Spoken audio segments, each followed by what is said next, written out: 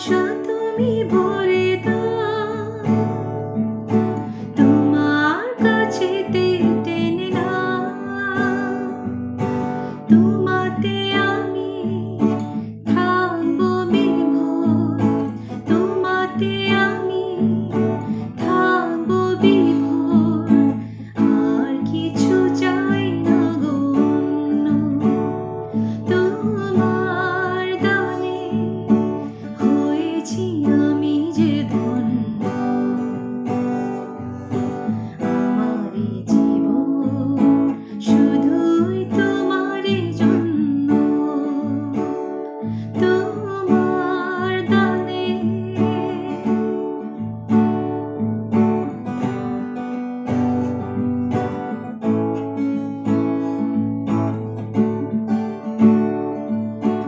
উজাড় করে তুমি দিয়েছো জীবন, পৃথিবী দুঃখ ঘোচাতে।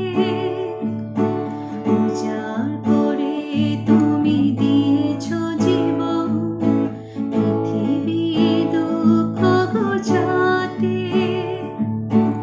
এমন প্রেম যে তুমি দিলে গো আমায়, তার কাছে আমি যেন গণ্য, তোমার দানে হয়েছি আমি যে ধন্য, আমার এই জীবন শুধুই তোমারই জন্য, তোমার দানে।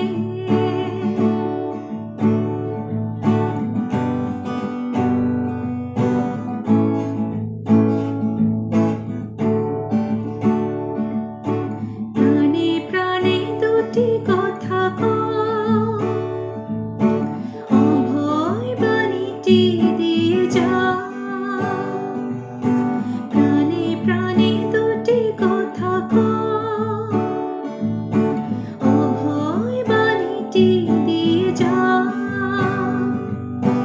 জীবন শেষে তোমারই পাশে, জীবন শেষে তোমারই পাশে, ওই যেন প্রভু আমি গণ্য, তোমার দানে হয়েছি আমি যে ধন্য, আমার এই জীবন শুধুই তোমারই জন্য, তোমার দানে হয়েছি আমি যে ধন্য, আমার এই জীবন শুধুই তোমারই জন্য, তোমার দানে।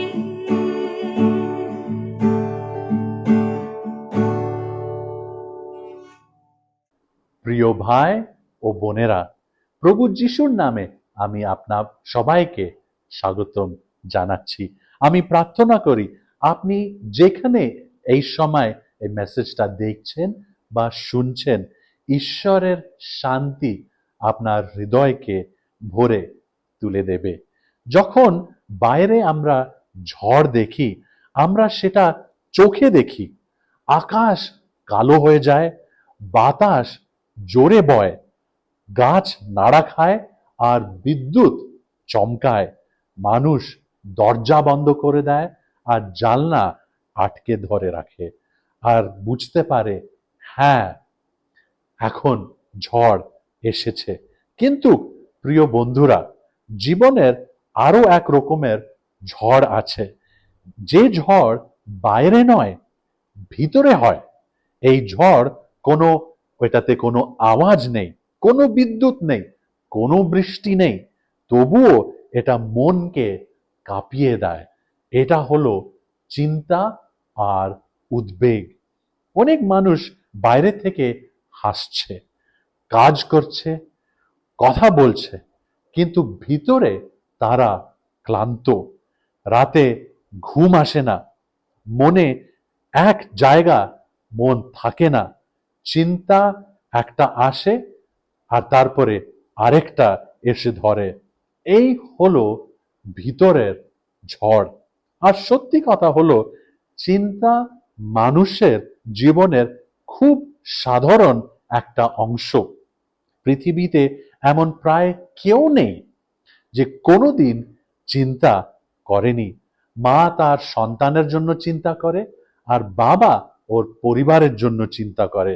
ছাত্র তার ভবিষ্যতের জন্য চিন্তা করে, আর রোগী মানুষ নিজের শরীরের জন্য চিন্তা করে। চিন্তা মানুষের সাথে জুড়ে আছে। কিন্তু এখানে একটা গুরুত্বপূর্ণ বিষয় আমাদের বুঝতে হবে, সব চিন্তা একরকম নয়। মাঝে মাঝে যে চিন্তা আসে সেটা ভাবার একটা প্রক্রিয়া। ধরো কাল আপনার পরীক্ষা আছে, আর আপনি ভাবছেন কিভাবে ভালো করব, বা পরিবারের কোনো বিষয় নিয়ে কিছু সময়ের জন্য মন খারাপ আছে। এটা সাধারণ। কিন্তু যখন চিন্তা ধীরে ধীরে মনের উপরে রাজত্ব করতে শুরু করে, যখন মানুষ প্রতিদিন ভয় নিয়ে ঘুমাতে যায় আর ভয় নিয়ে সকালে ওঠে, যখন মন সব সময় খারাপ কিছুর অপেক্ষা করতে থাকে, তখন সেটা শুধু চিন্তা থাকে না, সেটা হয়ে যায় এক রকমের অবস্থা, নিরন্তর উদ্বেগ। তখন মানুষ শান্তি হারিয়ে ফেলে, ঘুম ওর নষ্ট হয়ে যায়, ছোট বিষয়ও মন ভেঙে যায়, সম্পর্ক ওর দুর্বল হয়ে পড়ে। কারণ মন সবসময় চাপের মধ্যে থাকে, সিদ্ধান্ত নিতে ওর ভয় লাগে। মন বলে যদি কিছু ভুল হয়ে যায়, যদি খারাপ কিছু ঘটে। এই উদ্বেগ চুপচাপ মানুষের জীবন খেয়ে ফেলে। কিন্তু এখানে আমি একটা বিষয় খুব স্পষ্ট করে বলতে চাই, উদ্বেগ অনুভব করা কোনো পাপ নয়, এটা কোনো দুর্বল বিশ্বাসের প্রমাণ নয়, এটা মানুষের অবস্থা। মানুষ স্বাভাবিক ভাবে চিন্তা করে, তার কিছু কারণ আছে। প্রথমত, মানুষ সবকিছু নিয়ন্ত্রণ করতে চায়। আমরা চাই কি কিছু আমাদের ইচ্ছার মতন হোক, কিন্তু জীবন তো সবসময় আমাদের হাতে থাকে না। আর যখন আমরা দেখি যে অনেক কিছু আমাদের নিয়ন্ত্রণের মধ্যে থেকে বাইরে, তখন মন চিন্তা করতে শুরু করে। দ্বিতীয়, অজানা বিষয়ের ভয়। মানুষ জানে না আগামীকাল কি হবে, কি হবে আমার কাজে, কি হবে আমার পরিবারের, কি হবে আমার শরীরের। এই অজানা বিভৎস মানুষের মনকে অস্থির করে দেয়। তৃতীয় কথা হলো, আমাদের মন সবসময় বিপদ খুঁজে বের করতে চায়। এটা মানুষের শারীরিক আর মানসিক একটা অংশ। যেন বিপদ আসার আগেই মন সতর্ক হয়ে যায়। তাই অনেক সময় আসল বিপদ না থাকলেও মন বিপদের অনুভূতির তৈরি করে। তাই প্রিয় বন্ধুরা, যদি আপনার মনে উদ্বেগ থাকে, তাহলে নিজেকে ঘৃণা করো না, নিজেকে দুর্বল মনে করো না। আপনি একটা মানুষ, আর মানুষের জীবনের ঝড় ঈশ্বর বোঝেন। কিন্তু এখানে একটা আশ্চর্য বিষয় আছে, অনেক মানুষ চিন্তা থেকে মুক্তি তো পেতে চায়, আবার একই সময় চিন্তাকে ধরে রাখে। মনের মধ্যে একটা লুকিয়ে থাকে ধারণা কি কাজ কি করব, যদি আমি চিন্তা ছেড়ে দেই তাহলে হয়তো আমি দায়িত্বহীন হয়ে যাব। এই হলো চিন্তার বিপরীত রহস্য। মানুষ চিন্তা করতে করতে ক্লান্ত হয়ে যায়, তবুও মনে করে কি চিন্তা তার দরকার। প্রথম কারণ হলো, যদি আমি চিন্তা না করি তাহলে আমি প্রস্তুত থাকতে পারবো না। অনেক মানুষ মনে করে চিন্তা করলে তারা বিপদের জন্য তৈরি থাকবে। তারা মনে করে আমি যদি আগের থেকে ভয় করি তাহলে খারাপ কিছু হবার আগে আমি সামলাতে পারবো। কিন্তু ব্যবস্থা কি হয়, বাস্তবিকতাতে কি হয়? অতিরিক্ত চিন্তা মনকে পরিষ্কার করে না, উল্টো মনকে ঘোলা করে দেয়। চিন্তা মানুষের বিচার ক্ষমতাকে কমিয়ে দেয়।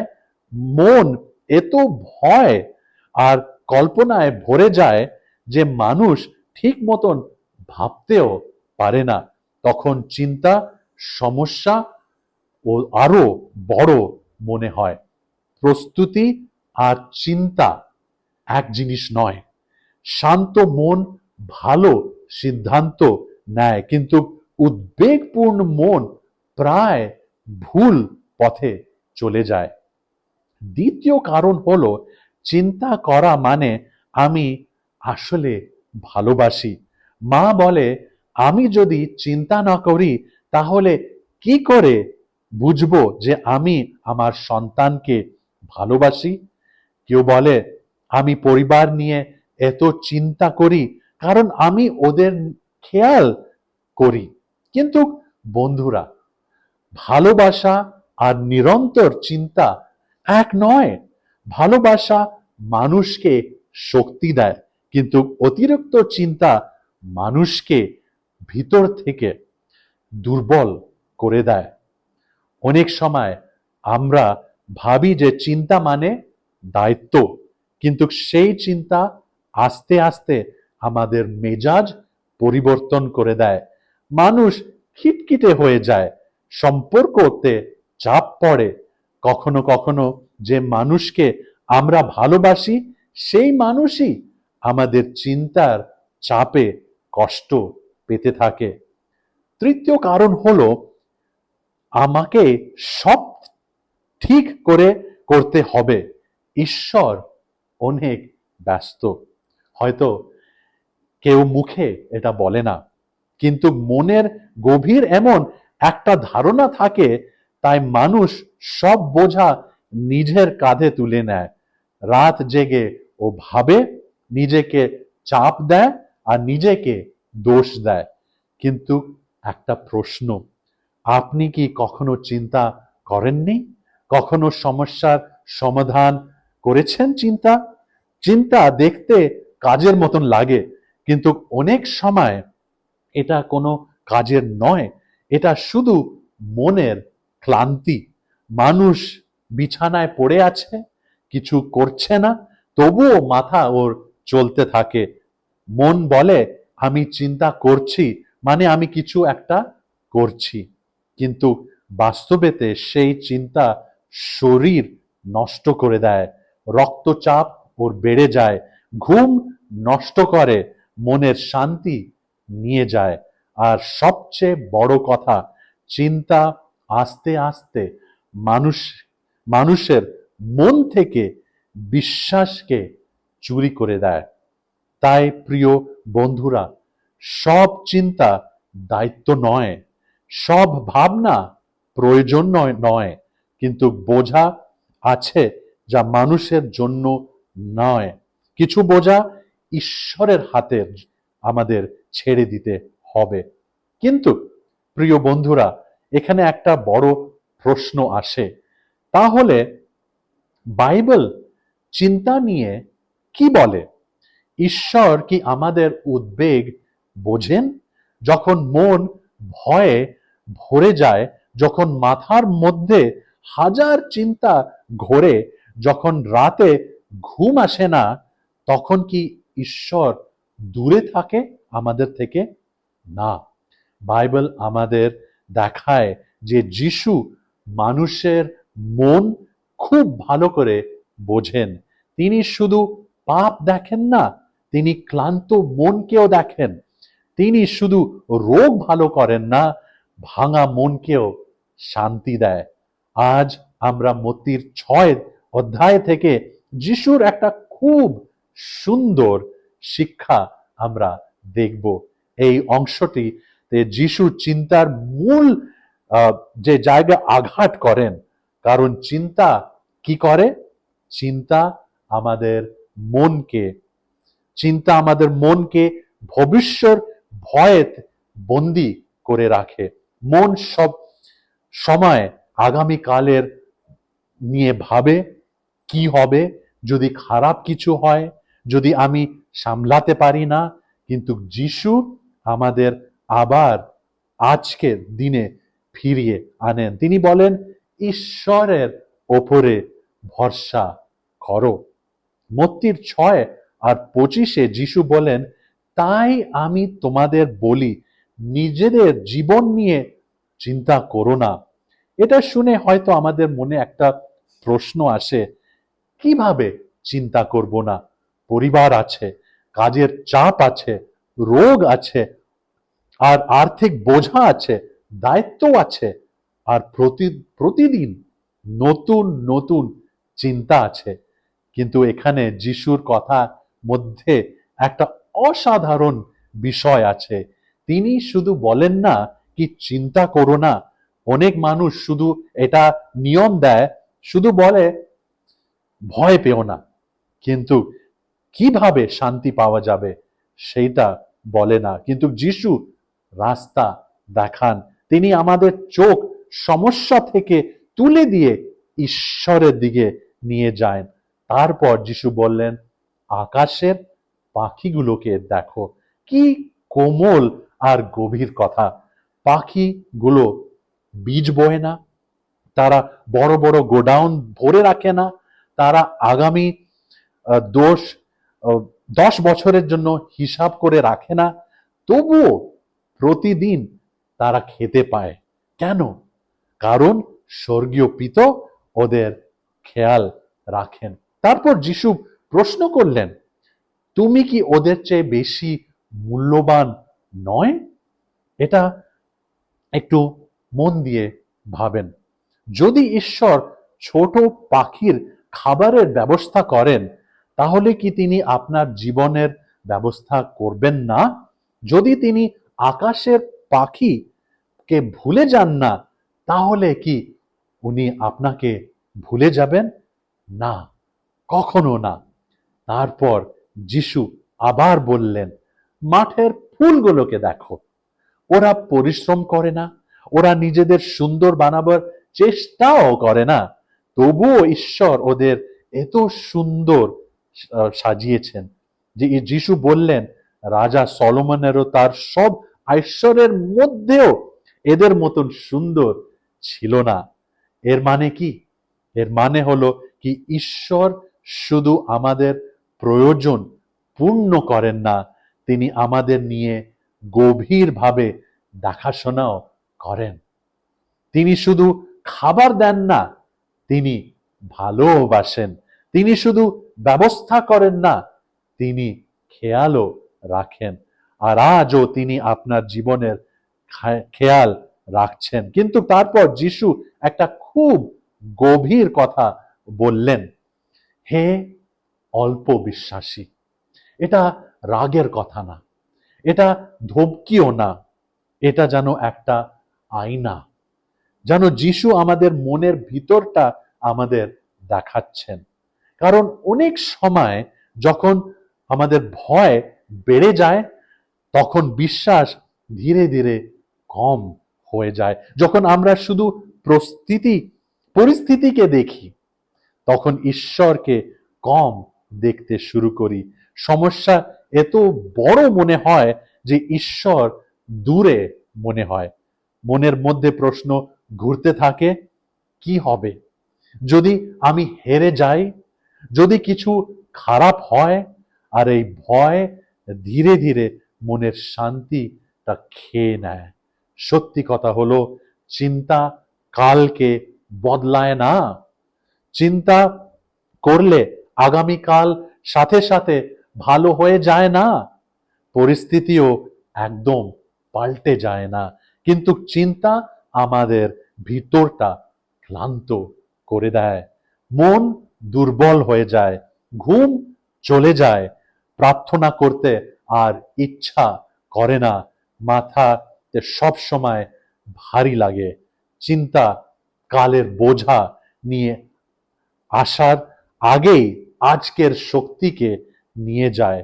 তাই যিশু আজ আমাদের দোষ দিতে আসেননি, তিনি বলতে এসেছেন কি আসেনি কি যে তোমার ভয় আছে তাই তুমি খারাপ, না, তিনি আমাদের আবার ভরসা করতে শিখাতে এসেছেন, যেন আমরা আবার মনে করি আমাদের জীবন শুধু আমাদের হাতে নয়, ঈশ্বরের হাতে আছে। চলুন বাইবেলের আরেকটা খুব আহ, পরিচিত ঘটনাকে মনে করি। একদিন যিশু আর তার ছেলেরা নৌকাতে ছিলেন, তারা ঝিল পার করছিলেন, সবকিছু শান্ত ছিল, বাতাস হালকা ছিল, পানীয় শান্ত ছিল। হয়তো ছেলেরা মনে ভাবছিল আজকের যাত্রা খুব সহজ হবে, কিন্তু জীবনের মতন হঠাৎ সবকিছু বদলে যায়। একটা ভয়ঙ্কর ঝড় উঠে গেল, বাতাস জোরে বইতে লাগলো, বড় বড় ঢেউ নৌকোতে ঢুকতে লাগলো, নৌকোটা যেন এখন ডুবে যাবে। ছেলেরা ভয় পেয়ে গেল, মনে হচ্ছিল এবার বুঝি শেষ। এখানে একটা বিষয় মনে রাখবেন কি, এই ছেলেরা ওরা ঝিলকে চিনতো, ওরা নৌকো চালাতে পারতো, মানে এটা ছিল না যে তারা দুর্বল মানুষ ছিল। তবুও যখন ঝড় আসে তখন তাদেরও মন কাঁপতে লাগলো, কারণ কিছু ঝড় এমন হয় যা মানুষের অভিজ্ঞতাকেও ছোট করে দেয়। হয়তো আপনার জীবনেও এমন হয়েছে, আপনি মনে করছিলেন সব কন্ট্রোলে আছে, কিন্তু হঠাৎ একটা ফোন কল, একটা রিপোর্ট, একটা খবর, একটা পরিস্থিতি, আর সবকিছু বদলে গেল। বাইরের পরিস্থিতি ঝড়ের মতন হয়ে গেল, আর ভিতরে ভয় ঢুকে গেল। কিন্তু ওই সময় যিশু যিশু কি করছিলেন? তিনি ঘুমাচ্ছিলেন। একটু কল্পনা করুন, বাইরে ঝড় চলছে, ঢেউ নৌকোতে ঢুকছে, ছেলেরা চিৎকার করছে, আর যিশু শান্তিতে ঘুমাচ্ছেন। কেন? কারণ যেখানে ছেলেরা শুধু ঝড় দেখছিল, যিশু সেখানে পিতার নিয়ন্ত্রণকে দেখছিল। তখন ছেলেরা দৌড় দিয়ে গিয়ে তাকে জাগালো আর বলল, প্রভু, আপনি কি চিন্তা করেন না যে আমরা নষ্ট হয়ে যাচ্ছি? কি মানুষের মতন একটা প্রশ্ন, আপনার কি কখনো এমন মনে হয়েছে? যখন প্রার্থনা করেও উত্তর আসে না, যখন কষ্ট বেড়ে যায়, যখন মন ক্লান্ত হয়ে যায়, তখন আমরাও এটাই মনে হয়তো করি, হে ঈশ্বর, আপনি কি দেখছেন না? আপনি কি আমার কষ্টকে বুঝতে পারছেন না? আপনি কেন চুপ আছেন? কিন্তু প্রিয় বন্ধুরা, ঈশ্বর চুপ থাকলে এর মানে নয় কি তিনি দূরে আছেন। যিশু নৌকোতেই ছিলেন, ছেলেরা হয়তো ভয়ে সেটা ভুলে গেছিল।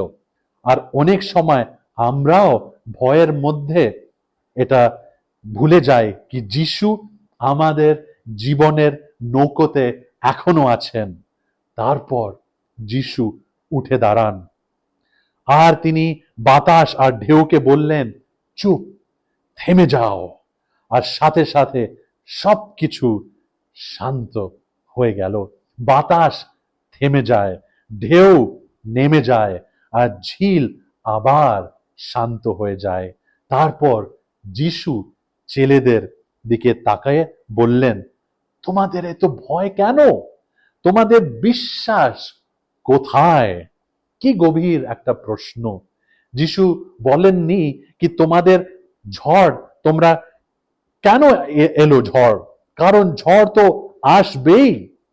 এই পৃথিবীতে এমন কেউ নেই যে যার জীবনে কোনোদিন ঝড় আসবে না। কিন্তু প্রশ্ন হলো, ঝড়ের মধ্যেও আপনি কাকে দেখছেন? জেলেরা ঝড়কে দেখছিল, তাই ভয় পেয়েছিল। যদি আমরা শুধু ঢেউ দেখি তাহলে ভয় আসবে। যদি আমরা শুধু সমস্যাকে দেখি তাহলে মন তার ডুবতে থাকবে। কিন্তু যিশু পুরো সময় নৌকোতেই ছিলেন। আর সত্যি হলো, যদি যিশু নৌকোতে থাকেন তাহলে নৌকাটা ডুববে না।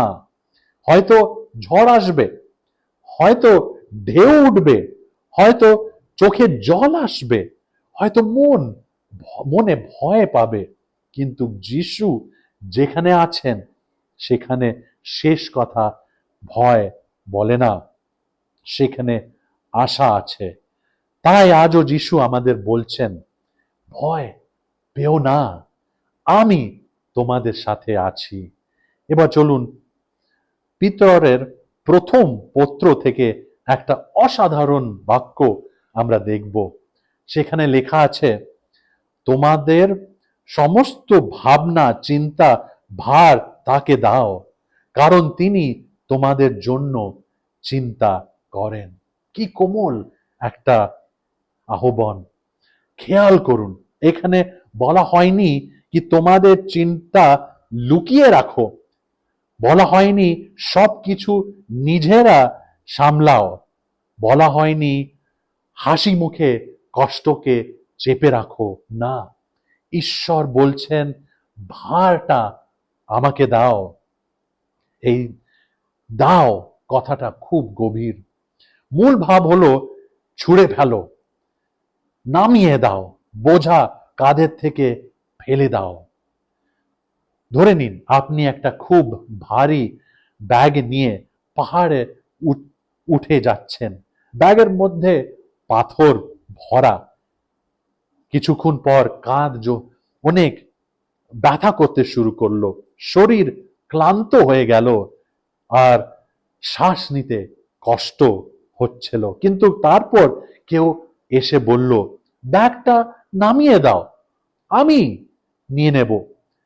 এখন ভাবেন, যদি আপনি ব্যাগটা বুকে জোরে ধরে রাখেন আর বলেন, না আমি এটা নিয়ে যাব, নিজে নিয়ে যাব, তাহলে কষ্ট কার হবে? আপনার। অনেক সময় আমরা এটাই করি।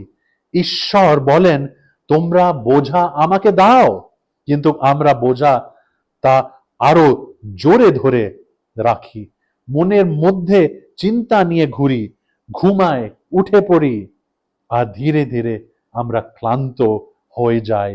কিন্তু বাইবেল বলছে ভার তাকে দাও। এটা শুধু মুখের কথা না, এটা একটা ইচ্ছাকৃত সিদ্ধান্ত। মানে, হে ঈশ্বর, এই ভয় আমি আর একা বয়ে বেড়াবো না। এই পরিস্থিতি আমি আপনার হাতে দিলাম। এই ভবিষ্যৎ আর কন্ট্রোল আমি আর করতে পারবো না। এই বোঝা আমি আপনাকে দিলাম।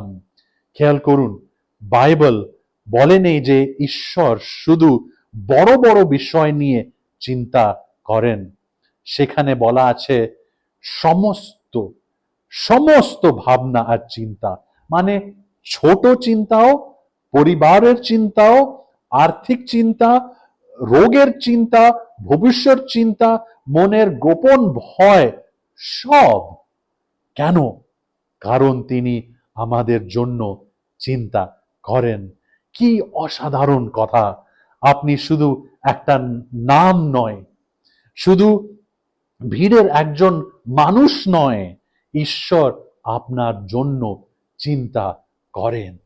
আপনার চোখের জল তিনি দেখেন, আপনার নীরব কষ্ট তিনি জানেন, যেই কথা আপনি কাউকে বলেননি সেটাও তিনি বোঝেন।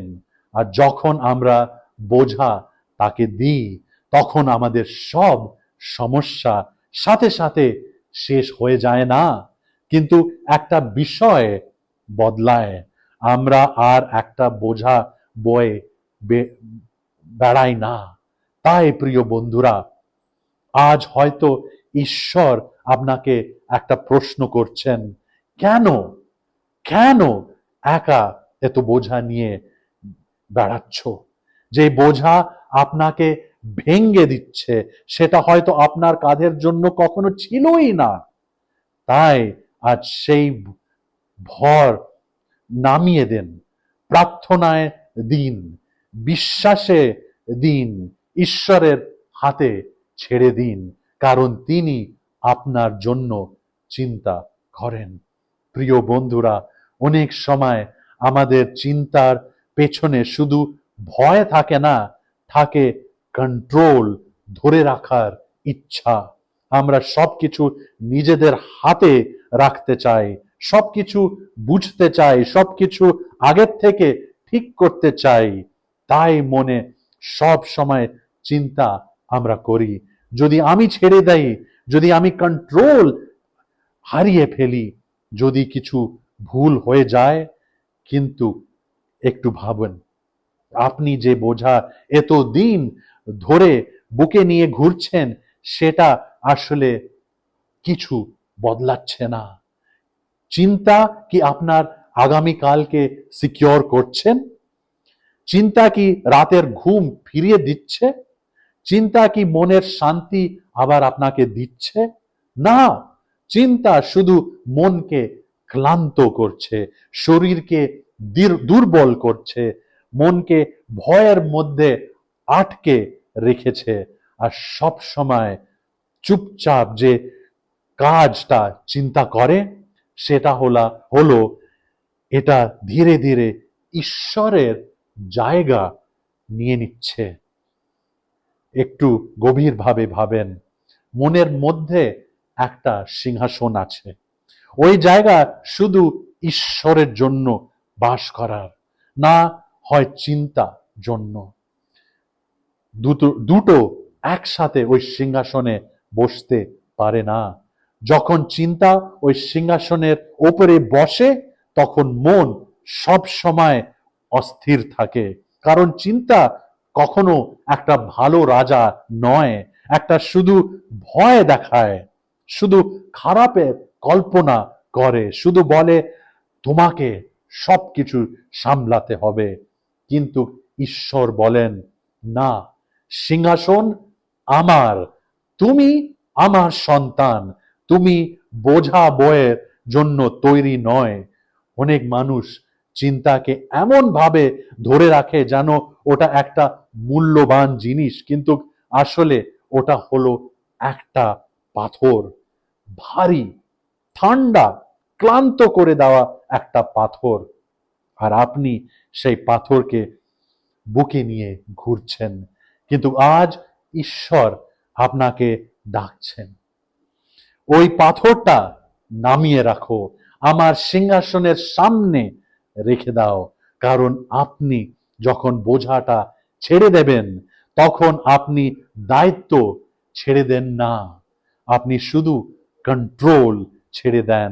আর তার মধ্যে শান্তি আছে। বিশ্বাস মানে এই নয় কি আপনার কোনো ঝড় আসবে না।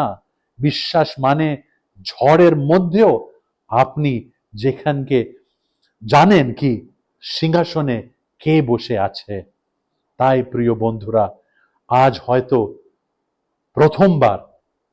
প্রথমবারের মতন নিজেকে এই অনুমতি দিন, একটু বিশ্রাম নিন, একটু শ্বাস নিন, একটু কাঁধাটা হালকা করুন। সবকিছু আপনাকে ধরে রাখতে হবে না, সব উত্তর আপনার কাছে থাকবেও না, সব দরজা আপনাকে খুলতে হবে না। ঈশ্বর এখনো কাজ করছেন, যখন আপনি দেখতে পাচ্ছেন না, তখনও ঈশ্বর কাজ করছেন। তিনি এখনো ধরে রাখছেন আপনাকে, যখন আপনার মন ভয়ে থেকে ক্লান্ত হয়ে গেছে। আর যদি ঈশ্বরের বিশ্ব ব্রহ্মাণ্ডকে ধরে রাখতে পারে, তাহলে আপনি কি সত্যি মনে করেন কি আপনার একটা বোঝা আপনি যে ঈশ্বরকে হাতে দিয়েছেন, সেই ওটা তিনি ফেলে দেবেন? না, ঈশ্বর আপনাকে সামলাবেন। চলুন একটা ছোট্ট প্রার্থনা করি। হে স্বর্গীয় পিতা, আমি আপনি আমাদের মন জানেন, আমাদের চিন্তা আপনি জানেন। আজ আমরা আমাদের চিন্তা আপনার হাতে তুলে দিলাম। আমাদের শিখান প্রতিদিন আপনার ওপরে ভরসা করতে। আমাদের শান্তি দিন। আমরা আমাদের আমাদের যে প্রচুর জীবনের জন্য যেটা আপনি তৈরি করছেন, ওর জন্য আমাদের তৈরি করেন। যিশুর নামে আমরা এই প্রার্থনা করি। আমেন।